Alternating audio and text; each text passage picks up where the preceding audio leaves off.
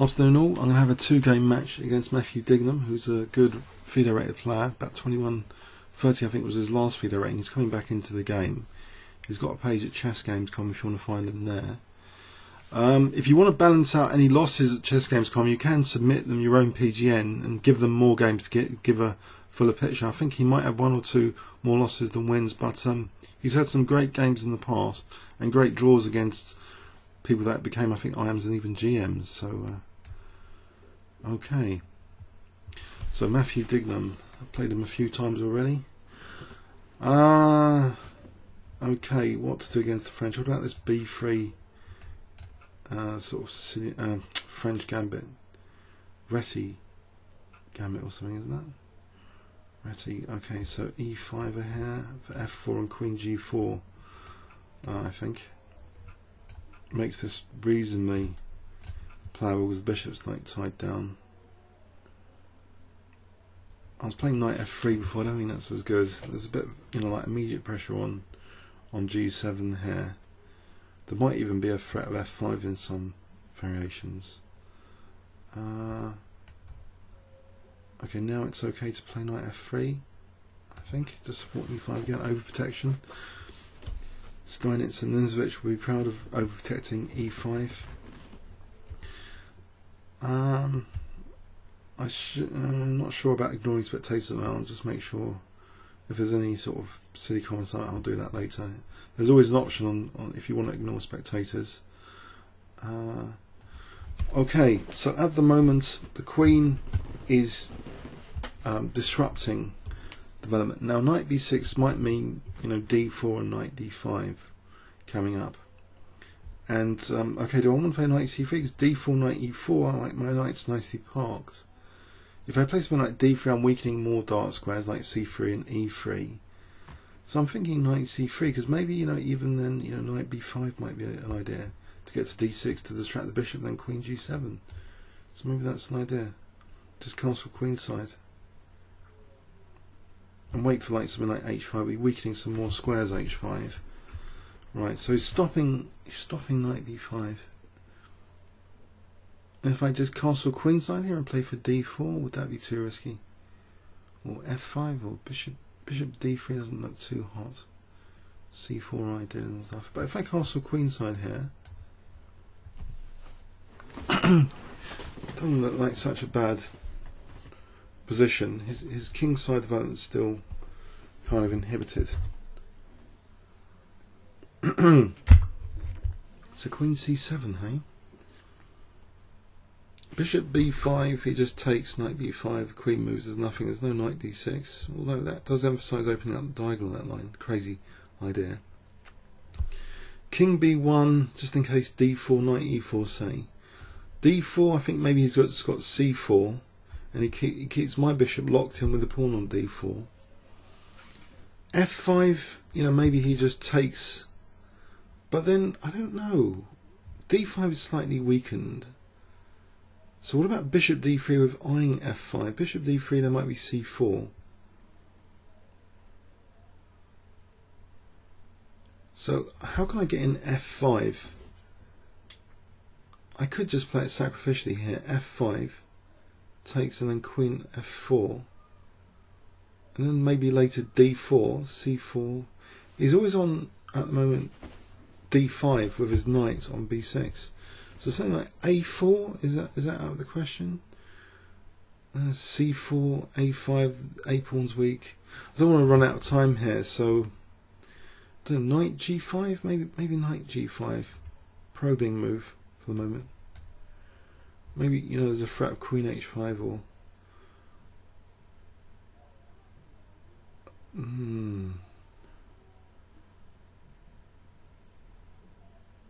I suppose, what about just getting on with development with g3 and bishop g2 and then rook a1? That's simple enough. The knight ties down from casting queenside here because there'll be knight takes f7. If h6, there's queen h5, so that's not a bad move. I'm not sure knight g5 is a bad move. Okay. So knight takes f7 here, is that? It's all tempting. That would disrupt, and then there's bishop d3. That might be quite exciting. Queen h5, g6, queen h3. I think queen h5, g6, but then there's bishop g7 after all that. Right, oh no. Hi, sorry, 7:30. I'm a bit busy at the moment, but it's 7:30. Yeah. Okay. Okay. Right. Okay. Yes. Okay. So I'm going to lose on time in this game. Oh dear. All right. Let's play the safer move, not losing a piece just yet. 1 minute 36. So g6, queen h3, bishop g7. He's solid, and I've really messed up the position. Oh well. Oh, I think that sack was tempting. I can't just play it with that sack in mind. Maybe the knight g5 wasn't that good after all. So bishop g7, I just have to move back, then bishop g2, and play quite a few moves quickly. Is there any weakness of the bishop being on g7? Probably not. The bishop, I suppose it's not eyeing a3 later. Right, I'll just play 1 or 2 moves, hopefully without getting massacred. So rook, if I can get the rook in, maybe g4, knight takes f7, f5. So rook he1, g4, knight f7 takes f5, trying to rip open the king here on d5. So getting that thematic f5 and trying to expose the king in the centre. But why isn't he playing bishop g7 immediately? It would seem a tempting move. Okay, right, I can get rid of that knight anyway if he takes. If he doesn't, then I might be in trouble actually. Knight takes, knight e2, d3, threatening mate. Knight d4, dc. It's horrible. Okay, hasn't done that. What about d4 now? We'll just, for the moment, just e4. I'm trying to catch up on the clock a bit. 1 minute 23 to 1 minute 46. So do I still want this thematic break? This diagonal might be a bit weaker. Or rook, just centralise for the moment to keep flexibility of the pieces. Rook he1.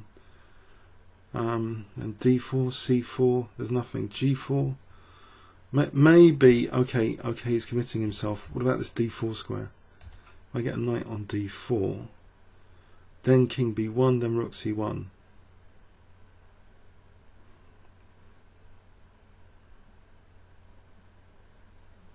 So knight d4, rook he1. Okay, I'll stick the knight on d4. I'll prepare for the c-file opening with rook c1. I think I want to get a g4 and f5 in, the thematic break. He's down to a minute, so I've actually caught up on the clock. I like my position here. The knight's cut out of the game at the moment. He's liberating it though.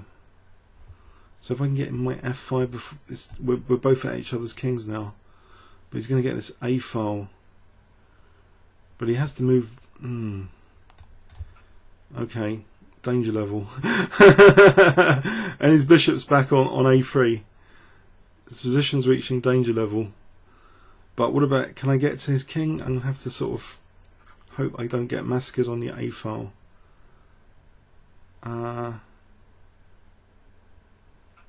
But he's castled now. So I can take here.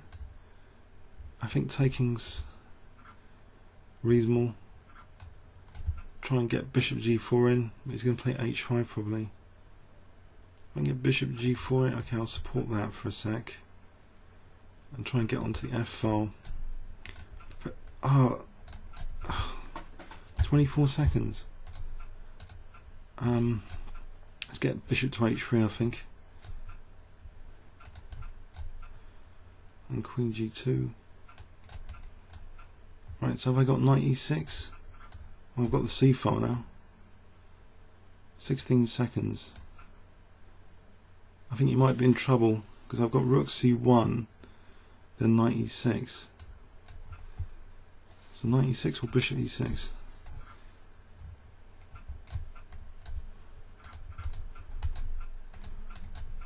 Okay, there's knight c6.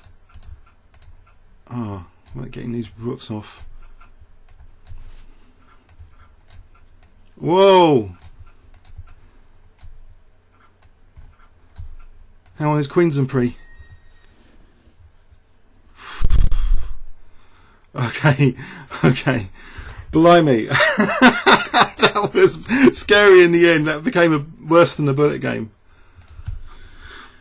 Okay, okay. Alright, for Sicilian defence fans, let's vary with Sicilian.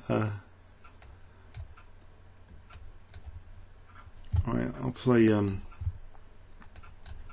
don't want to play into the poison pawn variation. I think Matthew was saying there's alternatives which I want to explore. I don't want to go for the b2 pawn. I think I'm just going to castle and hope for the best. I'm going to castle into it for a laugh, into an attack. It looks stylish anyway, castling into the attack here. It looks brave actually. Wasn't it Kasparov against Short? You know, Kasparov managed to survive against Short in the Sicilian defence games of their London sort of not non-FIDE World Championship challenge match. But I remember some Kasparov's games the knight was coming to c5 or e5. Maybe he delayed castling. If I play knight c6 here.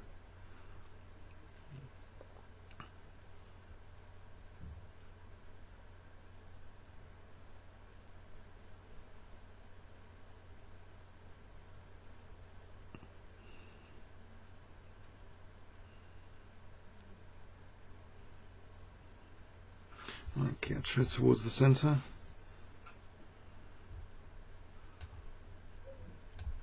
Alright, that's knight shielding d6 for the moment. So bishop e7, queen e7, ed, knight, queen e4, knight e4, queen e7. Is that dangerous? That evaluating this position with the knight on e4, I've got prospects on the b file surely. You can't get access to d6. Maybe you could play c4 to kick the knight though. Whoa, c4 there. That is dangerous. Alternatives, that seems forcing bishop e7, queen e7, ed, queen d6, knight e4. What about queen b4 as an improvement? So c4, there's rook b8 there, attacking b2, threatening mate. That's the way to play that. Okay, he's gone for that first forcing move. Is he going for the second? Yep. Is he going for the third? Knight e4. There's queen b4 now. I've got queen b4 as a good move, eyeing b2.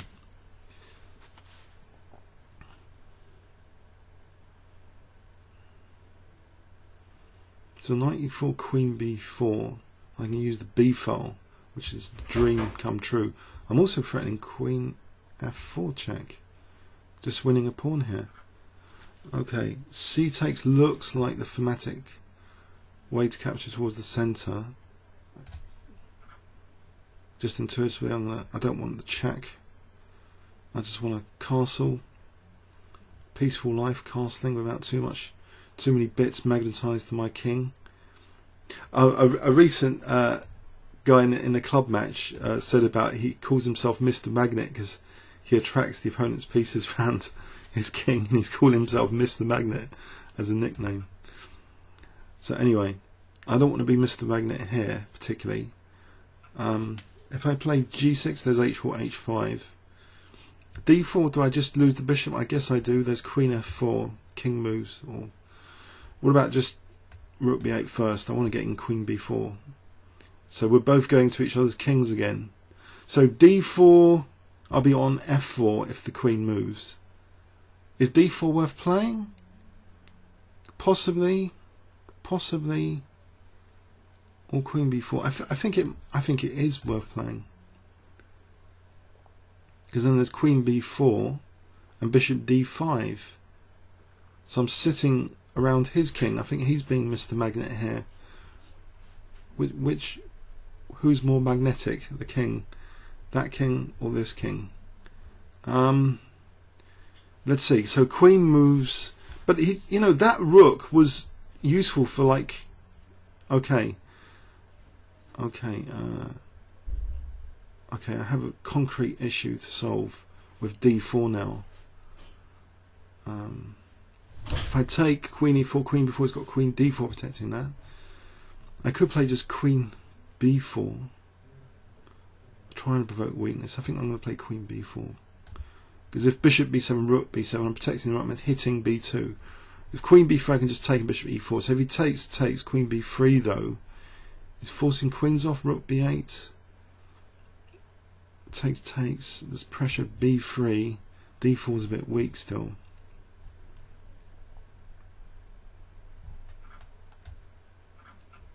Oh, that way. Doesn't have worse structural damage for him. He's on f8 tactically. If I just play queen, I don't my d pawn's being dislocated. So if I play queen b6 for the moment, just to keep queens on, and then there's the option of rook d8 or rook b8 trebling on the b file. Okay, so mind you, rook b3 is coming, so queen c6 for the moment. Rook b3. I think rook. Maybe rook here. Nope. Hang on. Rook b3 is dangerous. So for the moment, I'm going to attack the rook. I'll try and tie him down to c2, using that pawn for a moment.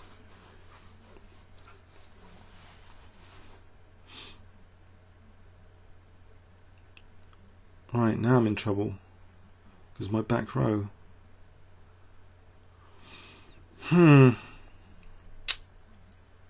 Pity. Queen e4, rook d4, queen e3.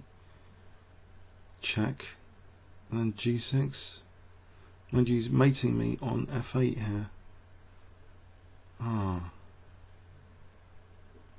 Whoa. What do I do? This queen's actually useful. Moments of regret. e5 takes. Doesn't do anything. Queen g6.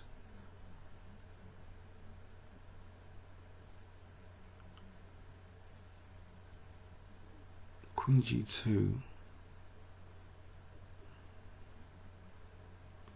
I could play rook f8 and then rook b8, or just rook b8 to stop things. So I need to be in usage of my queen, I think. Okay, so queen g2, it ties down to b2, so I play rook b8 to stop any checks. So I'm on b2, trying to be a nuisance for the queen. There might be rook c3 if he's not looking with the queen supporting that. Okay, now being a nuisance on f4, there might be rook c3 takes, queen c3, rook c2, queen a1, king d2, check, winning d1. But the queen at the moment is on c3, so I think this back row issue needs to be. Mind you, rook c3 here has come off it.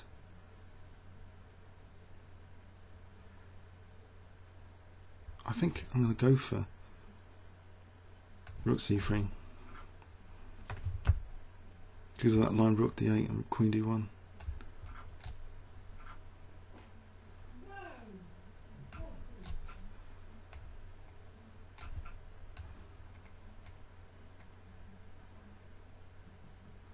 I think he's underestimated that line.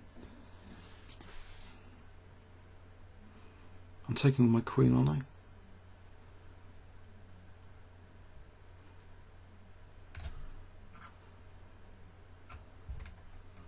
I think, hang on, is check on d4 better? Or check on g1? Queen f2, I can't work that out. The queen looks central. Let's give my king some air. Okay. What do I do here to improve? Throw in a check for a sec, and then queen f5. Then rook d3. Looks dangerous. So queen d5 here. Mind you, can play rook c8 and then queen e5. What about queen f4? There's rook e3 now.